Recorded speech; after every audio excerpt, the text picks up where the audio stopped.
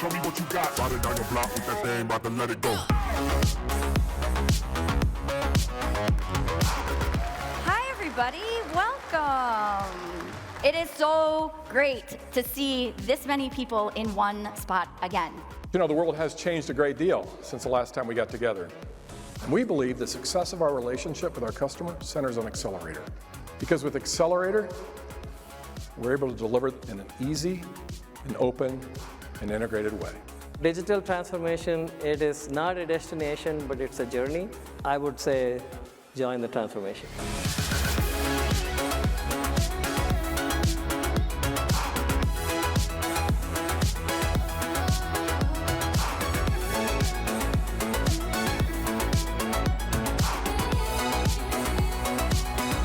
Join the transformation.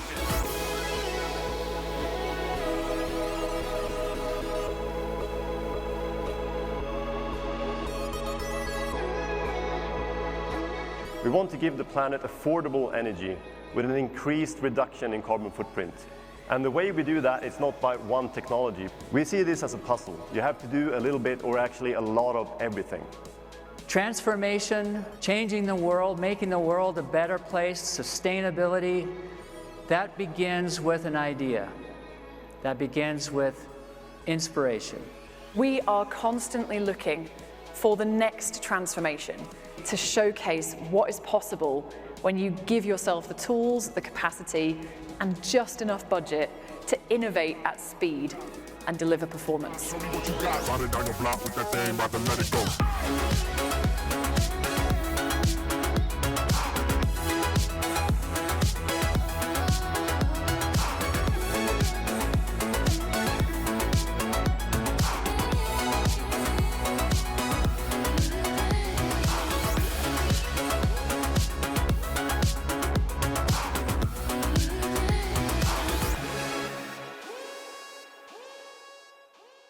Everybody make some noise for your friend of mine. The host was the most. My new homegirl, Stacy G. Race it around.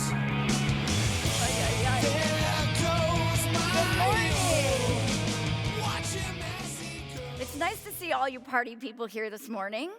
Thanks, everybody, for coming. It's our last day, and what a crazy week it has been. An amazing week.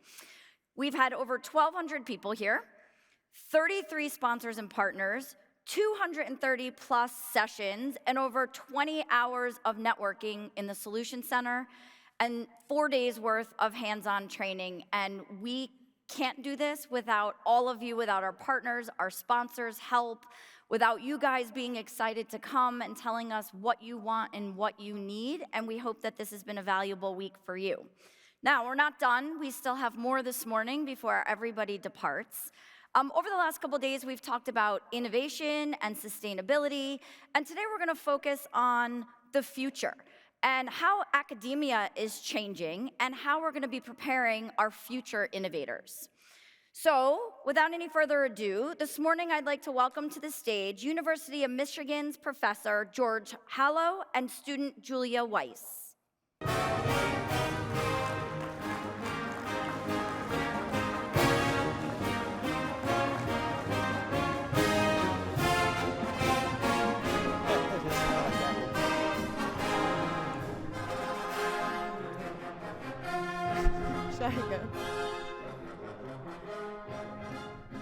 Good morning, everyone. I'm very excited to be here today with my professor, George Halow, to share the work we've done to transform the engineering education. Before we get started, I want everyone to take a moment to think back to a time when you were surprised or maybe even a little bit annoyed when a new hire or an intern weren't exposed to a certain skill that you had expected them to be. And this can be frustrating for both you, the employer or manager, and the new hire, as the new hire knows that they're capable of learning this certain skill, they just haven't had the opportunity to do it yet. And you now have to take time out of your busy schedule in order to teach them. And at the end of the day, you both want to accomplish the same goals, so wouldn't it just be that much more efficient if academia had taught the students what they really need to know for industry? Today, during our presentation, I will touch on this problem a bit more. Then my professor, George Halow, will discuss what we've done at the University of Michigan to come up with a solution. And finally, I'll touch on the student experience and corporate engagement and how they have been transformed as a result. So to understand the need for change, I want to highlight an experience I had this past summer when I experienced the disconnect between what I was learning in school and what the company leaders had wanted me to learn. Since starting at the University of Michigan, I've had a very successful academic career, and it's led me to land amazing internship opportunities, including this past summer when I interned at Northrop Grumman on the Advanced Programs team of the Strategic Deterrent Systems Division out in Salt Lake City, Utah. In addition to expanding my career opportunities, I've gotten to explore one of the most beautiful places of the country. In the office, I worked on projects where I could apply the skills that I learned in school while still learning plenty of new things. I completed a week-long training in model-based systems engineering and SysML methods and tools. My manager stressed how important it was that everyone across the company understand how to use MBSE in their work in order to advance the company and industry. And he said that our intern group were to be the guinea pigs as they wanted to implement this training for all future systems engineering interns. At the conclusion of my internship, I presented my work and takeaways to the division leadership. And after my presentation, the division leader asked, "Had Michigan taught you any of these MBSE skills that you learned during your training this summer?" And I responded that no, actually, I hadn't. But it's ironic that you asked that because one of my professors who I've been keeping in touch with over the summer, and he's sitting over there, he's developing this new course series that is implementing these MBSE principles into the curriculum. And it was this exact problem that so many of you thought of a few minutes ago and that students and industry leaders face. In fact, studies over the past 2 decades, including this Tech Clarity study done in 2017, indicate that schools are not teaching students essential business, management, teaming, and other interdisciplinary skills. And these are all the tools and processes and methods that are really lacking. So after my internship was over in late July, I traveled back to Ann Arbor, Michigan for a few days. And while I was there, I got to catch up with my professor in person. I was eager to share the excitement of all the projects I worked on at Northrop, all the people I met, and to show him the many pictures that I took while I was there.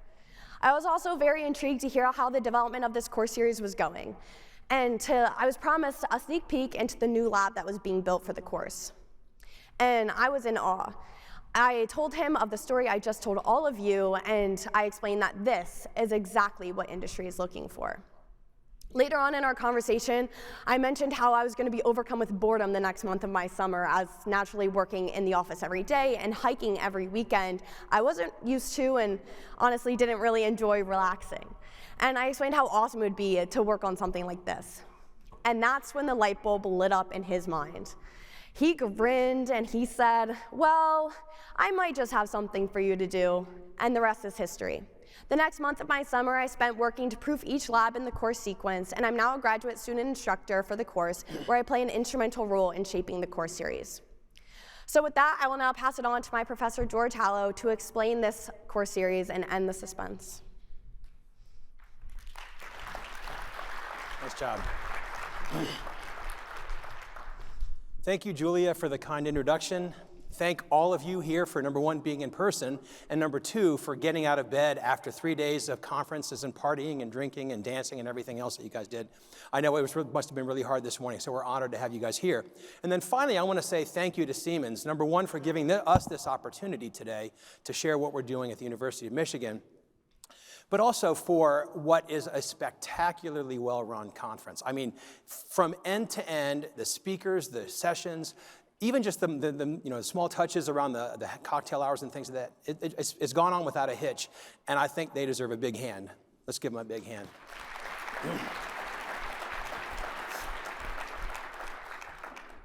Okay, so let's talk about this transformation that Julia introduced me to come up and talk about here. So we want to talk through what we're doing and how we are really changing and transforming engineering education at the undergraduate level. That's really important because a lot of institutions teach systems engineering at the graduate level, but very few are, in fact, I don't think any that I know of, are going as deep as we are. But I want to start this transformational discussion talking about me. I'm not your average professor. I got a bachelor's and master's in aerospace engineering, and then pivoted out of academia, went into industry, and worked at Ford Motor Company for 31-ish years or so. I did have some stints in business strategy and finance strategy and things of that nature. By and large, the bulk of what I did at Ford was product development in manufacturing and engineering. In fact, I was the chief engineer for several different vehicle lines throughout my career. Some of these, the old timers will know. Crown Victoria, Grand Marquis Town Car, Expedition, Navigator, and Ranger at different points in the career. And basically had the opportunity to develop complex, logical, smart, multi-domain systems on a really, really grand scale. And so it is precisely that brought me to the University of Michigan to come in and teach systems engineering to our students. So being an industry guy, the first thing I thought of was, how do we structure this thing? And being an industry guy, I was thinking, okay, what kinds of assets are available? We all like asset reuse. It reduces cost, reduces timing, and reduces risk. And so we said, let's see how we can structure this thing. And the first thing that came to mind was student project teams. And I think most of you know how these students approach these, but basically what they'll do is they'll get rules and regulations from a competition committee, maybe it's AIAA, ASME, NASA, whatever, and then they'll take those, if they're doing their jobs right, and that's an important point, they'll take the established requirements at the systems level, cascade them to the subsystem level, make sure that that handshake exists before they strike their first line in CAD. Then they'll do design, build, and test. They'll spit out a product on the right-hand side for a competition. And again, if they're doing their jobs right, they'll do a knowledge transfer for the next cycle of product. And that's the whole purpose of the wheel, the cycle here, in order to sustain that and enable future teams for success. Well, the first thing we saw here was, hey, it's really, really mixed in terms of how well they're doing. And the other thing we thought, hey, you know, if anybody in this room is in a product development activity, this chart should look really, really, really familiar to you. So we thought, hey, opportunities at the undergraduate level, it mimics what we do in industry. Brilliant, let's go. So we said, let's launch this thing. And I came up with a proposed course series. And I proposed it to the curriculum committee in March of 2020. And I think that date will live in infamy, right? Everybody remembers what happened in March of 2020. And so they said, hey, this is really, really awesome stuff in concept. But dude, you're a rookie professor. You've been here 10 months. You want us to give you 3 courses and launch in the fall in the middle of a pandemic? No, it's not going to happen. So they said, go ahead and pilot it for 2 years. And then if and when it's successful, we'll consider giving you the course series. And they actually set aside the numbers I requested, 288, 388, and 488 for sophomore, junior, and senior level courses. So we set them aside, and in 5 months, we launched the pilot, again, in the middle of a pandemic. It was virtual only at that point. And then we ran it for 2 years. And I'm happy to report that the results of the pilot were so profound and so compelling that we got approval even halfway through the second year. And so I'm happy to say that we are launching in the fall of this year. What does it look like and how is it structured? Well, take that wheel that you saw on the previous page or 2 pages ago, lay it flat for a single cycle, plop the systems V on top of that, and then set it over 2 academics, or actually 2 semesters, because it's hard enough teaching real complex product development in 2 semesters. 1 is just way too short. So we said, let's go for 2. Now, how do we carve this up? Well, the 3 courses look like this. We have a 288 course, which is by and large fundamentals of product development, and it covers mostly the process side of complex product development. Then we have another course, the 388 course is a 4-credit course, and that's aerospace tools and methods, and it features MBSE. And then the 3rd course is a 488. It's also 4 credits, but it spans over 2 semesters. And the reason we can justify that is there is no lab component in 488. 488 is a capstone course, and we've introduced a lot of nuances where the 488 students will actually be coaches and mentors and enablers for the 288 and 388 students. So we can really start students off in the journey of developing really good and healthy team behaviors. Okay, no course that has MBSE in the title would be a real MBSE course without a digital thread. And we actually use the term, we don't even use the term digital twin here, we actually use the term physical twin, because our master is the digital environment. So we focus all of the design work on the digital side, and then we corroborate that on the physical side. That's where industry wants to go and has been trying to go there for years. We want to help enable that in academia. So our digital thread looks like this. We start with a requirements lab, and it spans over 2 semesters. And these are really, really deep labs. So requirements, CAD, simulation, manufacturing, statistical modeling and design robustness, multi-domain systems, and then programming and controls. We house that entire platform in Siemens Teamcenter and through the accelerator process. And we use several Siemens tools. So we use SMW, Systems Modeling Workbench, for the requirements, NX for the CAD section. In simulation, we use Star CCM Plus and Nastran. And in multi-domain systems, we use AIMSIM. And as much as we love the Siemens tools, what we love even more is the just tremendous support and engagement that we've gotten out of Siemens to help us implement this really, really smoothly. We ask a question. Before we finish the question, they have already got an answer for us, and it's been just tremendous. All right, now a real product development and systems engineering course in academia would not be what it is, and we wouldn't be able to achieve what we have without really, really deep and broad industry partnerships. So what you have here is our universe, and you see our really cool logo at the bottom there, which is meant to signal both X and 8.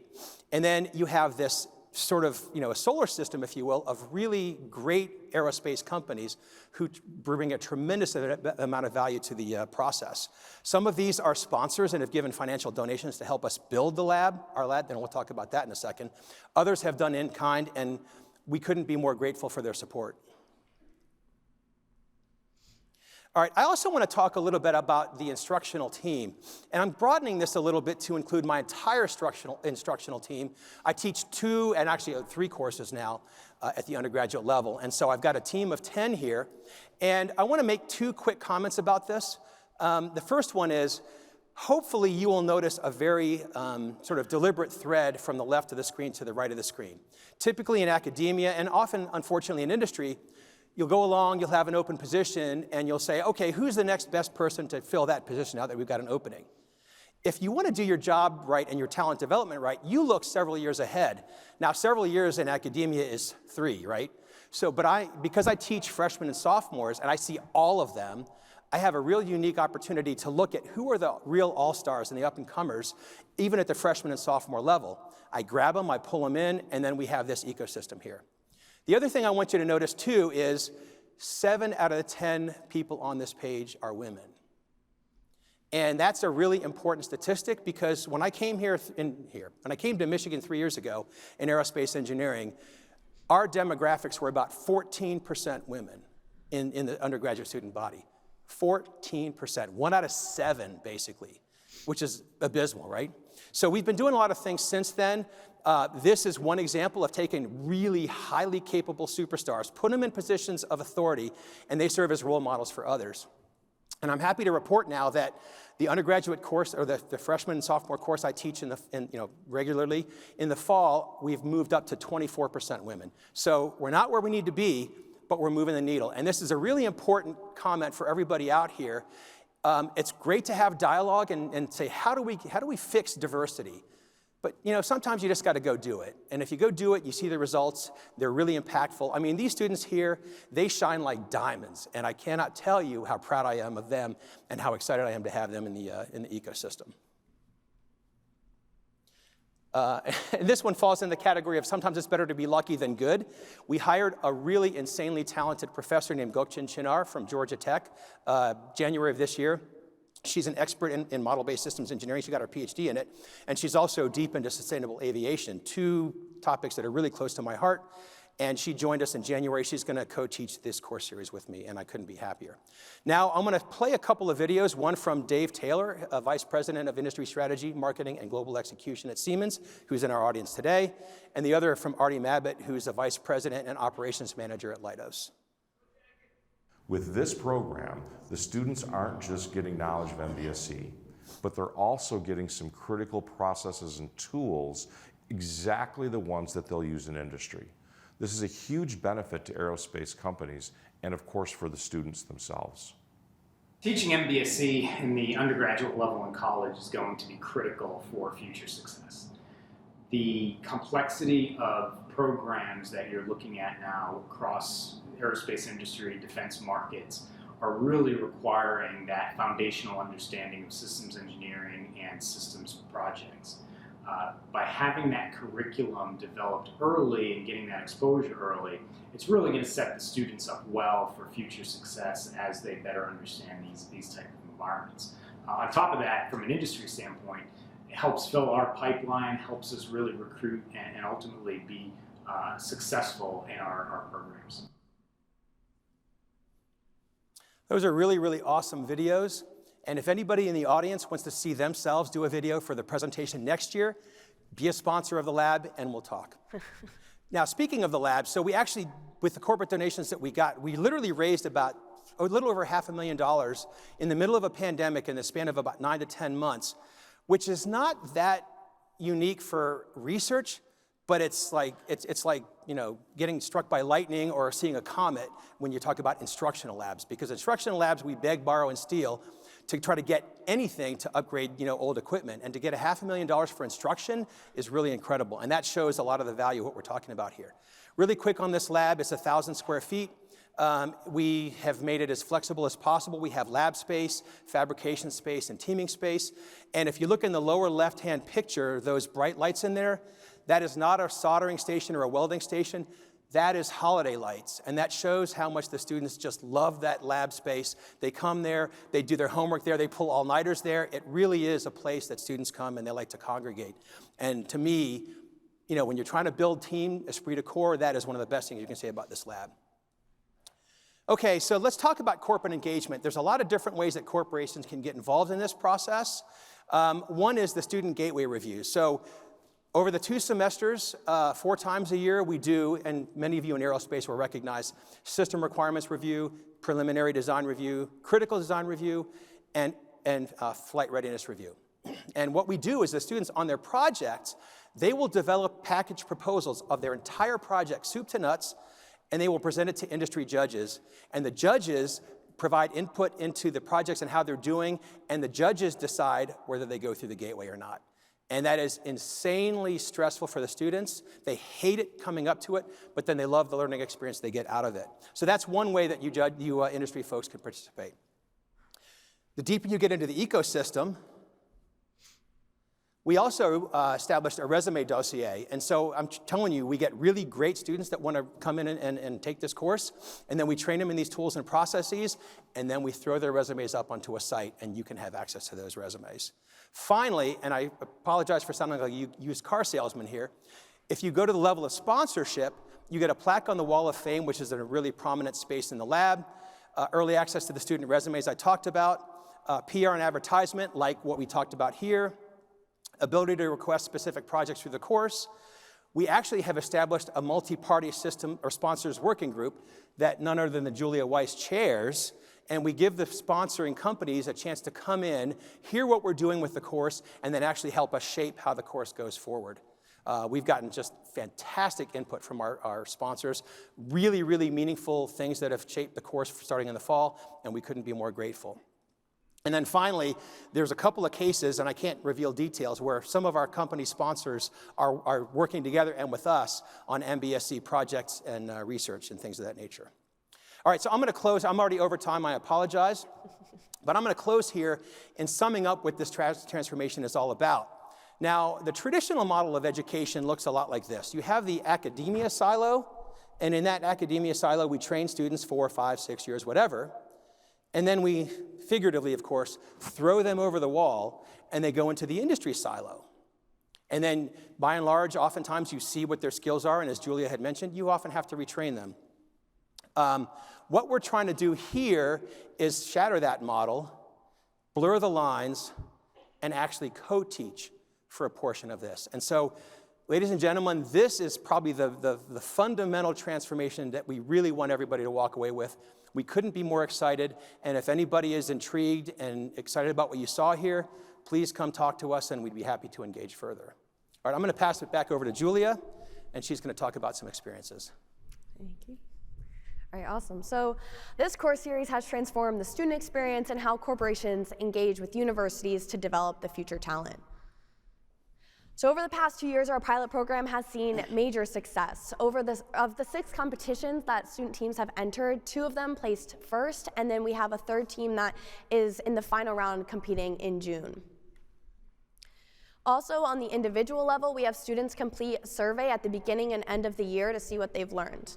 They rank themselves on a scale of 1 to 5 in the categories of leadership, teamwork, risk management, and systems thinking.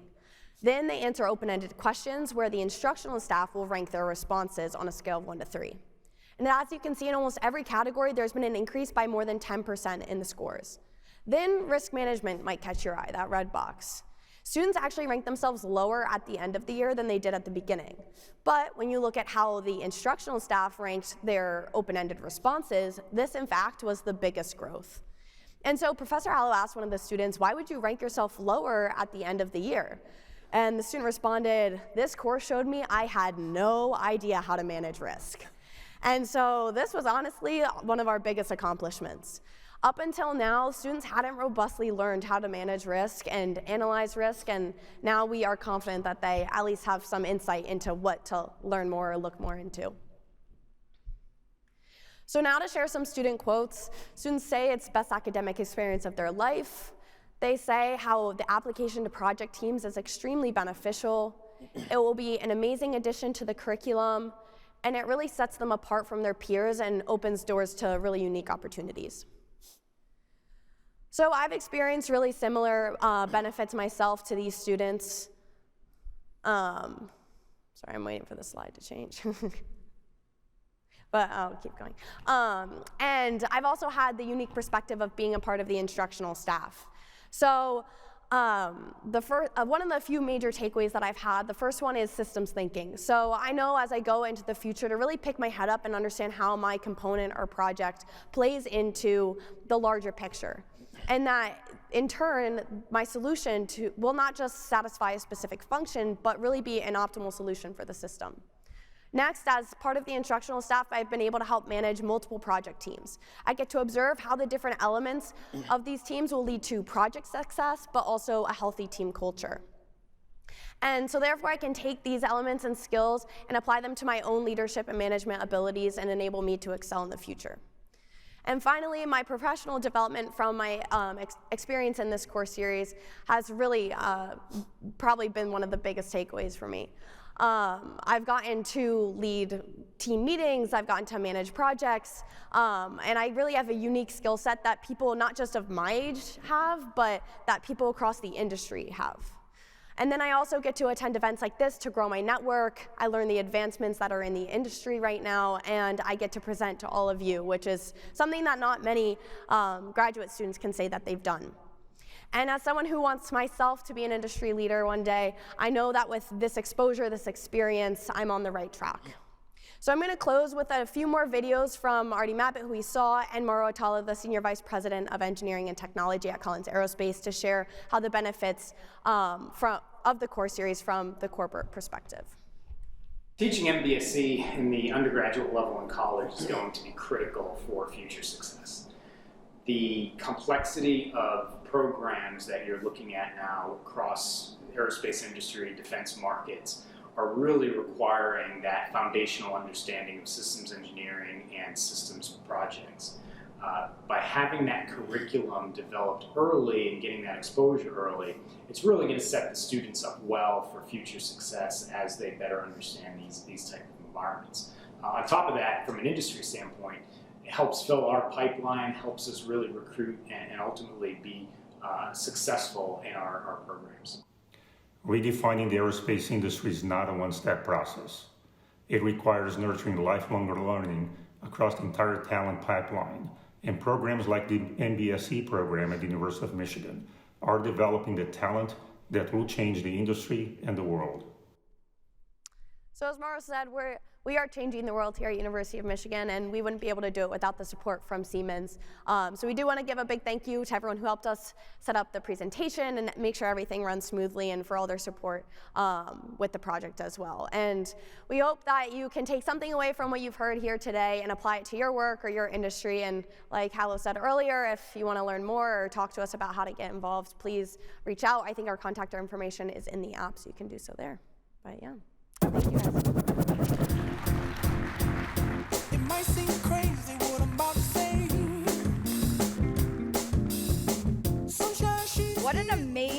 program, a great partnership, and George, you're fantastic, but she is extraordinary. So give Julia another round of applause.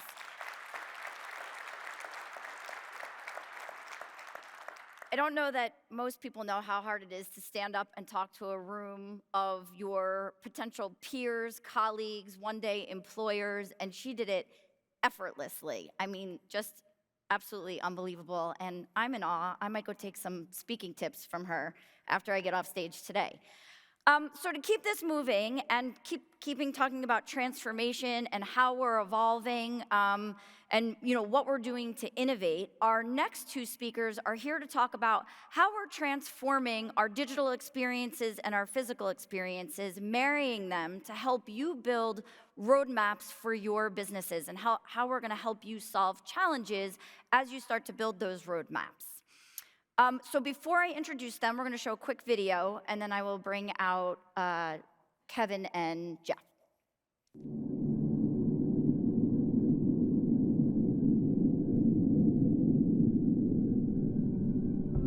Picture a world transcendent, a world so modern as to be make-believe, a world where a child's prosthetic limb senses that the child is growing. A new limb is automatically manufactured using upcycled materials and shipped to the child's home before their big soccer game. A world where flexible workstations sync to an employee's preferences. These workstations are not only energy efficient, they also brew employees a fresh cup of coffee made to their liking the moment they walk in the door. Picture a world where smart traffic lights receive real-time information from vehicles in transit. With that information, they adjust their timing to prevent gridlock, reduce emissions, and make sure Dad gets to the hospital in time for his baby's birth. What you're picturing is technology with purpose. It's technology that improves lives and accelerates business, that helps you learn from the realities of today to design the tomorrow you desire. It's technology that exists securely in the cloud and enables you to bring your biggest ideas to life on the ground. It's Siemens technology, transforming the everyday. By funneling vast amounts of data into a continuous feedback loop, Siemens helps you learn about ever-changing human desires and tap into the opportunities they create. Utilizing the world's most comprehensive digital twin enables you to simulate a product and its performance before manufacturing a single part, so you can solve complex business challenges in record time and with little risk. By connecting people, process, and technology, we reveal digital threads that form the neural network of that digital twin. These digital threads empower you to build your digital enterprise quickly and sustainably. Because when we leverage the infinite opportunities of the digital world, we can optimize the finite resources of the real world. And that is just the beginning. Picture the convergence of information technology and operation technology, the development of industrial 5G, the intelligent exploitation of data. Picture the industrial companies that react to changing markets by producing goods faster with significantly fewer resources. Picture the buildings, grids, and infrastructure that become smarter, more productive, more efficient, and more sustainable. Picture a world where industries are revolutionized, societies are transformed, and lives are uplifted. Where the only limits on innovation are the limits of your imagination. It's a world of possibility. And that world is here. So here to talk about a world of possibilities, please welcome Director, U.S. Vertical Solution Consulting, Siemens Software, Jeff Clayton, and Vice President, Americas Solutions Consulting, Kevin Druger.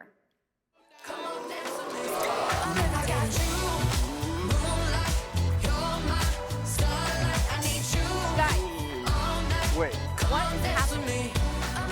What is happening? You told me last night this was a virtual-only meeting. I told you we were streaming, but there's still a live audience. You're seeing, it's not here up. Maybe the camera crew can kind of... Camera guy? We did have this conversation last night. I did tell them they would be streaming, and apparently they're still in Teams mode where your business on the top and I don't know what on the bottom, but good luck. Hey, after 2 years of coming to work like this, it's hard to break a bad habit, so. Yeah, so camera guy, if you could zoom in and get us from like here to here, and for all you in the audience, just watch the sides, right? There's nothing happening up here. Exactly. Hey, all joking aside, Stacy, thank you, and great job this week. So Jeff, what do you think? Can we top the charts for the best session of the week? Yeah, I don't know. We don't have the band up here like we did last night, and we don't have drinks, which is definitely more important. But so maybe second best. But it was really exciting to see everybody in that kind of venue last night, seeing everybody back face to face. That's really exciting. So it's great to have Realize live again. Yeah, absolutely. Last night was awesome. The face-to-face interaction this week has been fantastic. I think this is all about us kind of bringing it to the next level. So we're gonna spend a little bit of time showing you what's next. Yeah, it's kind of fun because at this point in the week, you and I have had a chance to see a lot of the customer presentations. And what we heard a lot about was companies going through their transformation, right? And we hear a lot of success stories and things that they're doing with our software and technology. But we also heard a lot about the challenges that were out there, right? And the complexity that companies are having to go through in that transition. Yeah, it was great to hear that our customers kind of talk about their situations, and I heard a lot of the same, obviously. And the intent of this session is how can we move forward together. So this session, we're going to show you how to make what's possible a reality for you. All week we've had a chance to explore what's possible, but as you all know, what's possible is rapidly becoming what's necessary. Transformation today is really difficult. Figuring out where to start, where to go next, whether you take incremental steps to get there, or sometimes we have to take transformational leaps. The good news is that we're ready to take you on a personal journey, an engagement experience where you can explore your personal roadmap to success. If you've walked around the Solution Center this week, and as you can kind of see here, you got an exclusive sneak peek by a lot of our experts. You got to look into the solution domains, take a deep dive through some of our digital threads across the industries. This morning, we're going to explore the potential next steps for you and your organization. So what is Explore? Explore is an enhanced approach. The last few days is all about education, learning. You're walking around trying to figure out what your vision is for the future. But Explore is the ability to combine that virtual experience with the physical experience, but also provide a specific outcome, your own personal roadmap for success. Let's walk through what that really means. Jeff, why don't you start with the virtual experience and give us a little idea what that's all about. Yeah, sure. So for those of you that are here in person, right, many of you had a chance to go out to the Solution Center and take a look at the industry stations where you see the virtual experience in action, right? For those of you joining us virtually, in just seeing this for the first time, it's a way to understand and visualize a digital transformation, right? It allows us to map the business process end to end and be able to visualize that. It also allows us to follow the flow of information through digital threads and connected sets of solutions and information, right? You can use this as a foundation for determining your digital transformation, where we start with industry best practices, and through your Explore journey, we define and prioritize a roadmap to achieve your business objectives, right? This isn't a static definition, right? It's an evolving roadmap where we understand where you started, where you are today, and where you want to go in the future. And if you haven't seen it yet, the Solution Center, I think, is open till noon today. So Kevin, that's a little on the virtual experience. Why don't you talk a little bit about some of the exciting things we're doing with the physical experiences? Yeah, absolutely. The centers provide an immersive, interactive, hands-on experience, as well as an opportunity to meet with subject matter experts to aid you as you go on your journey. Let's take a look a little closer.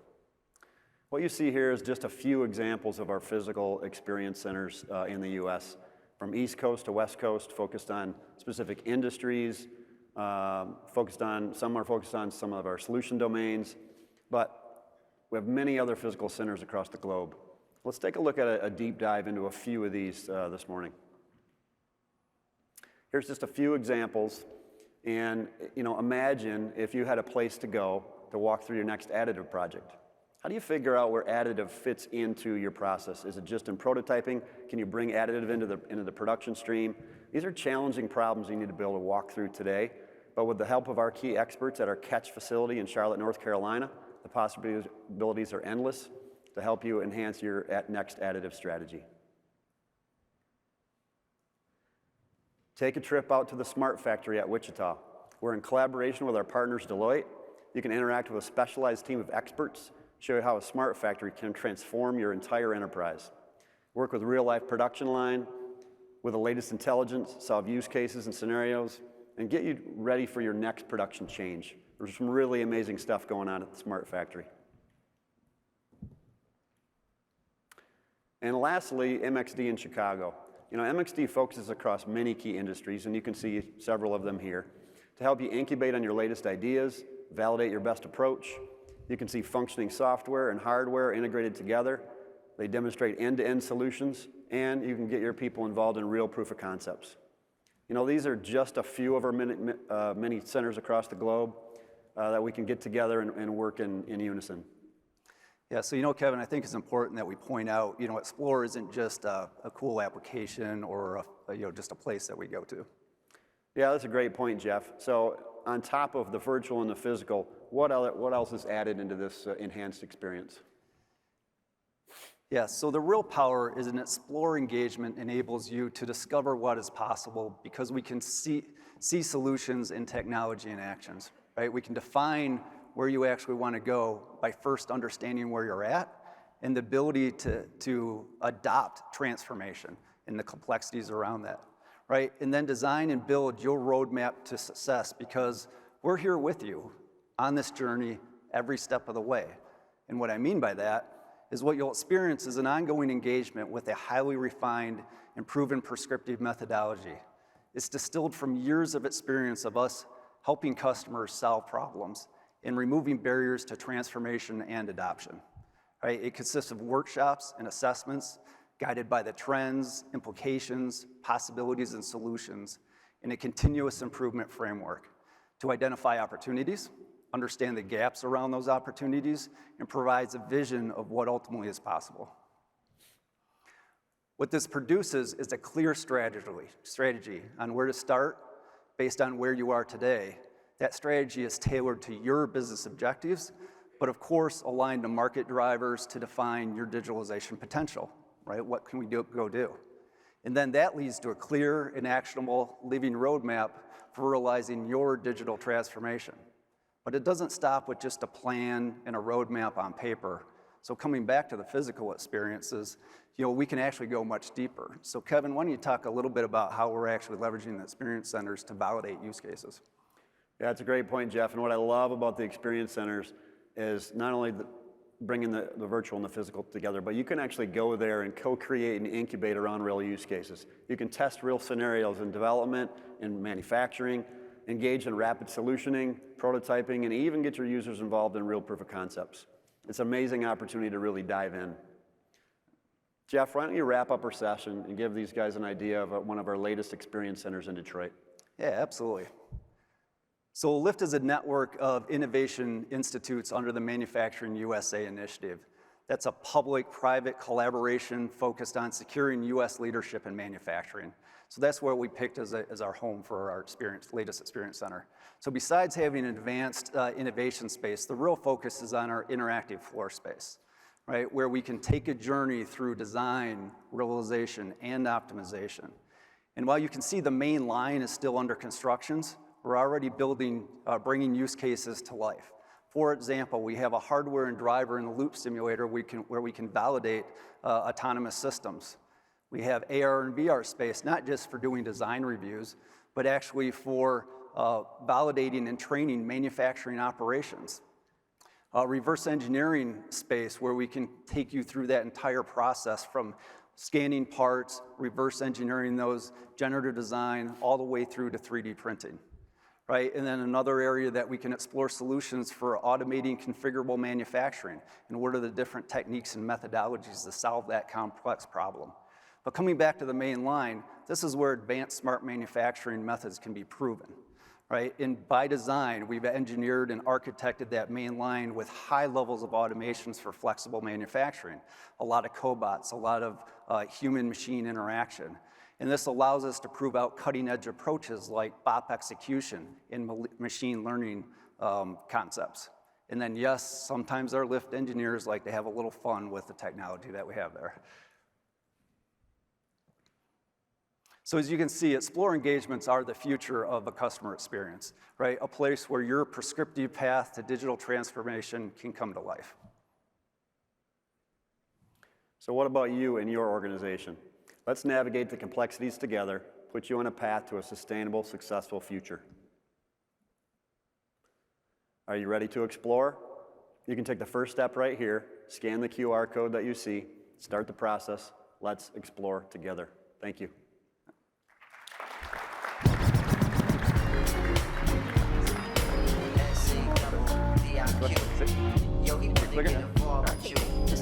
Thanks, guys. So, we have come to the end of the week. And we have talked about a lot of things. We've talked about innovating. We've talked about imagining. We've talked about what's next and how we're all going to get there, the complexity that you're all dealing with. And hopefully this week you have found, between talking to each other as well as all of the training and the sessions, you have found some of the answers and solutions and next steps to how you're going to continue to grow your businesses. As we end this week, there's a few things that we would love for you to take away, and that is the community of all of us. It is what's going to drive us forward. All of the collaboration, everybody talking with one another and helping solve each other's problems is what's going to get us into the future. So thank you for participating, for being part of this community, for joining this transformation along with us. And we hope this will continue.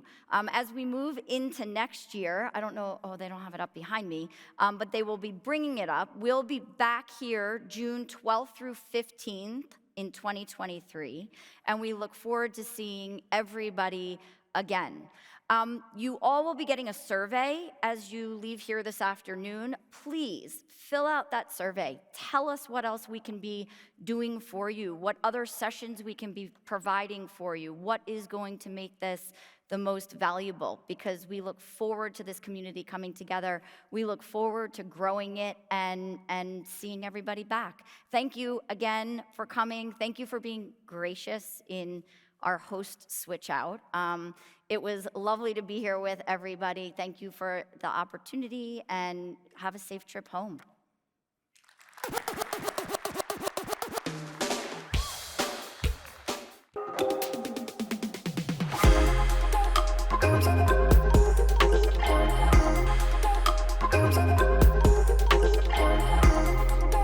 Comes